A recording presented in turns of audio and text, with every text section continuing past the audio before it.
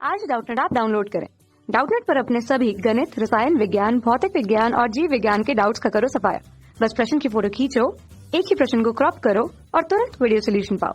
अभी डाउनलोड करें। हेलो दोस्तों, आपका प्रश्न है निम्न में से कौन सा रासायनिक अधिशोषण का गुणधर्म नहीं है। पहले विकल्प में दे रखा है यहाँ पे अधिशोषण विशिष्ट होता है। दूसरे विकल्प में दे रखा है अधिशोषण की ऊष्मा 200 किलो जूल प्रति मोल की कोटि की होती है। तीसरे विकल्प में दे रखा है अधिशोषण अनुत्क्रमणीय होता है। चौथे विकल्प में दे रखा है अधिशोषण बहुआण्विक परतों वाला हो सकता है।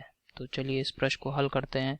तो दोस्तों यहाँ पे हमें दे रखा है रासायनिक अधिशोषण के बारे में कौन सा कथन असत्य है, ये हमसे पूछ रहा है। ठीक है, तो दोस्तों रासायनिक अधिशोषण, अधिशोषण का मतलब क्या होता है, जैसे ये कोई पदार्थ है, इसका ये हमारा पदार्थ का कण है किसी पदार्थ का।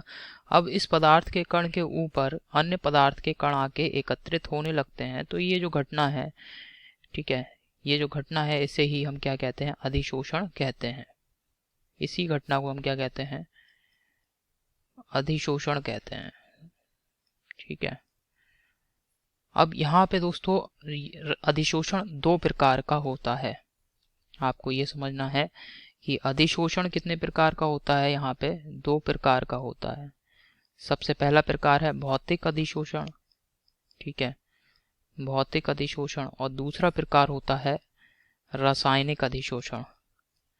ठीक है, रासायनिक अधिशोषण। अब हमसे रासायनिक अधिशोषण के विषय में ही पूछ रहा है, तो रासायनिक अधिशोषण के विषय में दोस्तों क्या संबंध गलत है। अब रासायनिक अधिशोषण में बहुपर्तीय अधिशोषण नहीं होता है। बहुपर्तीय अधिशोषण मतलब ये वाली एक परत जम गई, अधिशोषित होने वाले पदार्थ की एक परत बन गई अधिशोषक इस पदार्थ के ऊपर। अब इसके बाद क्या होगा दोस्तों, दूसरी परत बन जाए।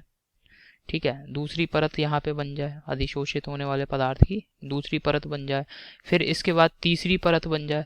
तो इस प्रकार का अधिशोषण जो है, इस प्रकार का जो अधिशोषण है, ये रासायनिक अधिशोषण में संभव नहीं है। पदार्थ का बहुपर्तीय अधिशोषण रासायनिक अधिशोषण में संभव नहीं है।